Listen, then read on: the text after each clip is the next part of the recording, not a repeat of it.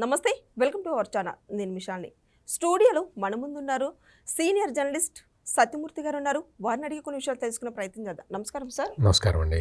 Sir, CM Chandrababu Naidu గారు తమిళనాడు ఎన్నికల ప్రచారానికి వెళ్ళారు కదా, సో ఆ ప్రభావం ఎంతవరకు ఉంది అంటే ఏం చెప్తారు సార్? అంటే చంద్రబాబు నాయుడు తమిళనాడు ప్రజలకి లేదు, ఆ మాటకు వస్తే దేశంలో ఏ రాష్ట్రంలో ప్రజలకైనా ఆయన సుపరిచితుడు.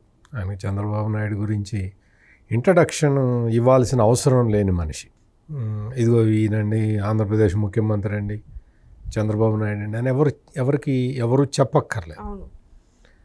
అటువంటి వ్యక్తి ఎన్నికల ప్రచారానికి వెళ్ళటం అంటే ఖచ్చితంగా దాని ఇంపాక్ట్ ఉంటుంది.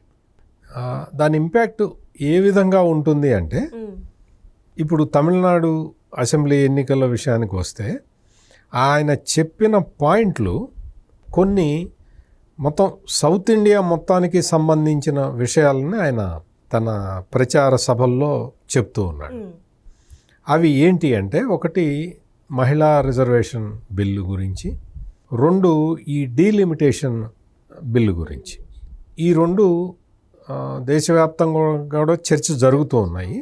ఈ రెండిట్లో మరి ముఖ్యంగా ఈ డీలిమిటేషన్ బిల్లు అంటే పార్లమెంటు స్థానాల పునర్వ్యవస్థీకరణకు సంబంధించిన డీలిమిటేషన్ బిల్లు మీద ప్రస్తుత తమిళనాడు ముఖ్యమంత్రి ఎంకే స్టాలిన్ చాలా పెద్ద ఆందోళన చేశాడు.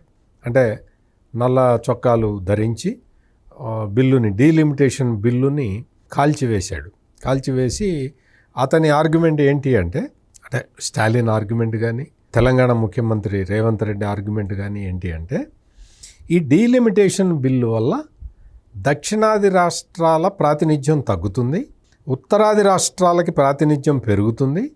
అందువల్ల ఉత్తరాది రాష్ట్రాల వారికి అడ్వాంటేజ్గా ఉంటుంది, దక్షిణాది రాష్ట్రాల వాళ్ళ ప్రభావం తక్కువ ఉంటుంది. అంటే దక్షిణాది రాష్ట్రాల వాళ్ళతోటి సంబంధం లేకుండానే ఉత్తరాదికి సంబంధించిన వ్యక్తి నిర్ణయాలు తీసుకుంటాడు అనేది వీళ్ళ వాదన.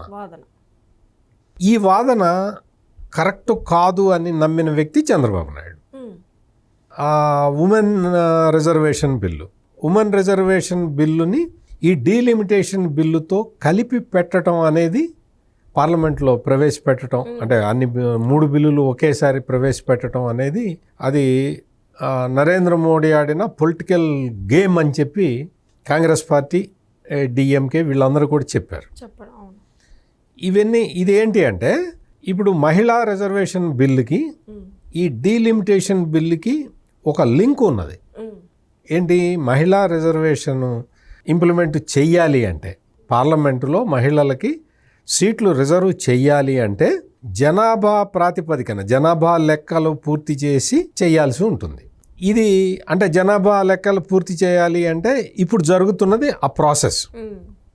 డీలిమిటేషన్ అనేది చేయటం ఏంటి అంటే, అది కూడా జనాభా లెక్కల ప్రకారమే చేస్తారు.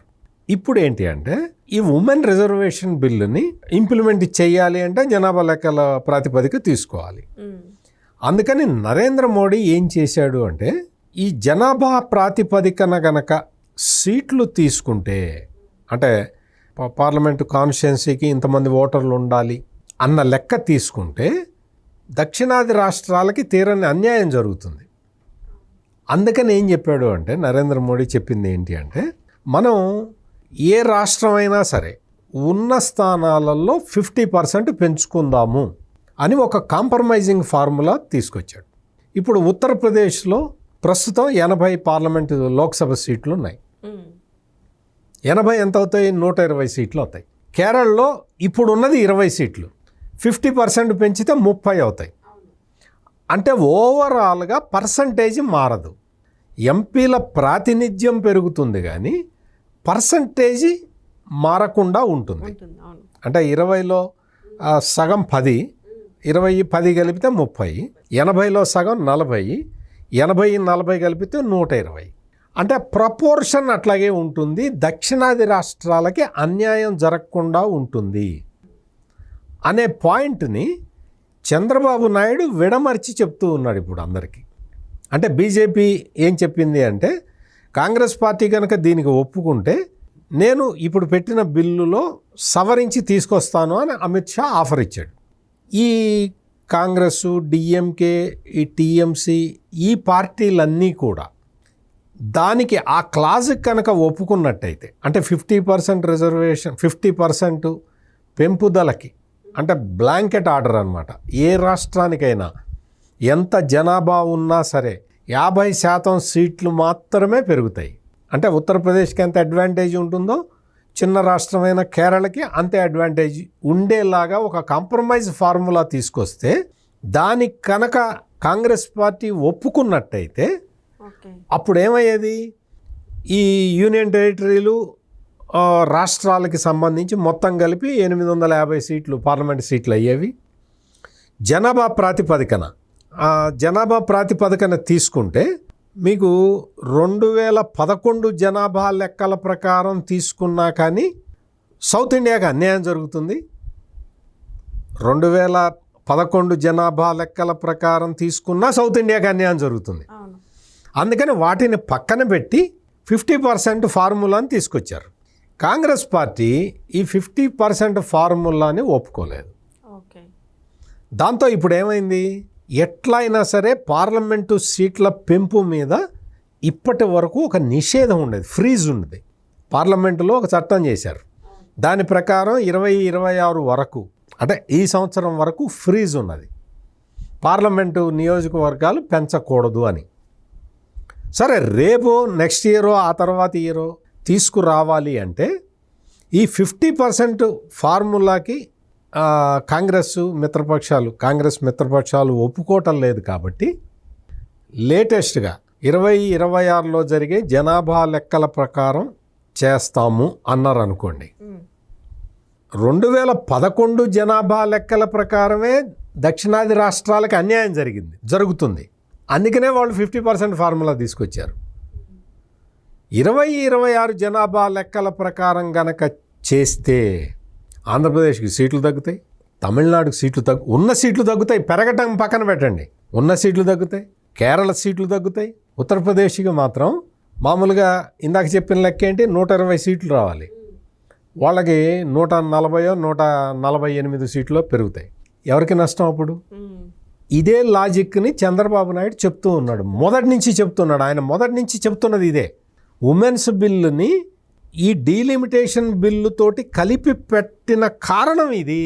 అందుకని దయచేసి ఉమెన్స్ రిజర్వేషన్ బిల్లుని యాక్సెప్ట్ చేయండి, తర్వాత ఈ డీలిమిటేషన్ బిల్లుని యాక్సెప్ట్ చేయండి అని మొదటి నుంచి చంద్రబాబు నాయుడు చెప్తున్నాడు. ఆయన ఒక రాజనీతిజ్ఞుడుగా తనకున్న అనుభవంతో ఈ ఫ్రీజ్ పోయిన తర్వాత ఎటు పార్లమెంటు సీట్లు పెంచాల్సిన అవసరం ఉంది. కాబట్టి 2011 జనాభా లెక్కల ప్రకారం కూడా కాకుండా కేవలం 50% సీట్ల పెంపు ఫార్ములాతోటి వెళితే దక్షిణాది రాష్ట్రాలకి ఉపయోగపడుతుంది, లేకపోతే దక్షిణాది రాష్ట్రాలకి అన్యాయం జరుగుతుంది అని చంద్రబాబు నాయుడు చెప్తూ ఉన్నాడు.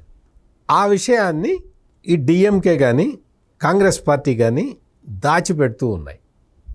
మరి దాన్ని చెప్పాలి, ఎవరు చెప్పాలి? నరేంద్ర మోడీ వచ్చి డైరెక్ట్గా టీవీల్లో ప్రసంగం చేస్తే, అయ్యా నేను ఎందుకని ఇట్లా చేశాను, మహిళలకి రిజర్వేషన్ ఇవ్వాలి, దానికోసం అని చెప్పి నేను బిల్లు పెడితే ప్రతిపక్షాలు అడ్డుకున్నాయి అని ఆయన వచ్చి చెప్తే, ఆయన ఏమన్నారు, నువ్వు వచ్చి రాజకీయ ఉపన్యాసం చేసావు, నువ్వు ఎలక్షన్లు జరుగుతుంటే 5 రాష్ట్రాల్లో అసెంబ్లీ ఎన్నికలు జరుగుతూ ఉంటే నువ్వు రాజకీయమైన ఉపన్యాసం చేస్తావా ప్రైమ్ మినిస్టర్ అయ్యుండి అని తీవ్రంగా ఆక్షేపిస్తున్నారు. మరి ఈ విషయాన్ని, అసలు విషయాన్ని, దక్షిణాది రాష్ట్రాలకి అన్యాయం జరుగుతుంటే ఆపాము, ఎన్డీఏ ఆపింది అన్న విషయాన్ని ఎవరు చెప్పాలి? ఆ విషయాన్ని చంద్రబాబు నాయుడు ఇప్పుడు తమిళనాడు అసెంబ్లీ ఎన్నికల సందర్భంగా అక్కడికి వెళ్ళి చెప్తూ ఉన్నాడు. అంటే ఎన్డీఏ తరఫున వాదన వినిపించాలి. తప్పా రైటా, ఏది తప్పు అనేది ప్రజలు నిర్ణయిస్తారు. వాస్తవం ఇది. దక్షిణాది రాష్ట్రాలకి అన్యాయం జరగకుండా మనం చూడాల్సిన బాధ్యతలో ఉన్న వ్యక్తులం కాబట్టి నేను ఈ ప్రతిపాదన చేశాను. 50% సీట్ రిజర్వేషన్ను 50% పెంచుకునేలాగా. దీన్ని కాంగ్రెస్ పార్టీ, డిఎంకే, ఈ టీఎంసీ ఇవన్నీ అడ్డుకున్నాయి. అని చంద్రబాబు నాయుడు చెప్తూ ఉన్నాడు. ఈ ఆర్గ్యుమెంటు సౌత్ ఇండియాలో సీట్లు తగ్గకుండా, సౌత్ ఇండియా ప్రభావం తగ్గకుండా ఉండటానికి ఒక కాంప్రమైజ్ ఫార్ములా, ఒక పెద్ద మనిషి తరహాలో ఒక కాంప్రమైజ్ ఫార్ములా తీసుకొస్తే దాన్ని యాక్సెప్ట్ చేయలేదు. ఆ తర్వాత ఈ డీలిమిటేషన్ ఆ తర్వాత జరిగితే దక్షిణాది రాష్ట్రాలకి మరింత అన్యాయం జరుగుతుంది, ఘోరమైన అన్యాయం జరుగుతుంది అని ఆ పాయింట్ని చంద్రబాబు నాయుడు స్ట్రెస్ చేసి చెప్తూ ఉన్నాడు తమిళనాడు ఎన్నికల్లో. అందుకని ఎన్నికల్లో తమిళనాడు ప్రజలు ఎవరికి ఓటేస్తారు అనేది కాదు, వాళ్ళ ముందర వాస్తవాలు ఉంచాలి అన్న ఉద్దేశంతో చంద్రబాబు నాయుడు అక్కడ టూర్ చేస్తూ ఉన్నాడు. ఈయన టూర్ చేసిన ప్రాంతాల్లో ఈయన మాట్లాడిన మాటల్ని నేను గమనించినంత వరకు ప్రజలు పాజిటివ్గానే తీసుకున్నారు. ప్రజలు పాజిటివ్గా తీసుకొని చంద్రబాబు నాయుడు చెబుతున్న దాంట్లో వాస్తవం ఉంది కదా అన్న అభిప్రాయానికి ప్రజలైతే వచ్చున్నారు. చూద్దాం ఓటు ఎవరికి వేస్తారు. Thank you sir. నమస్కారం అండి.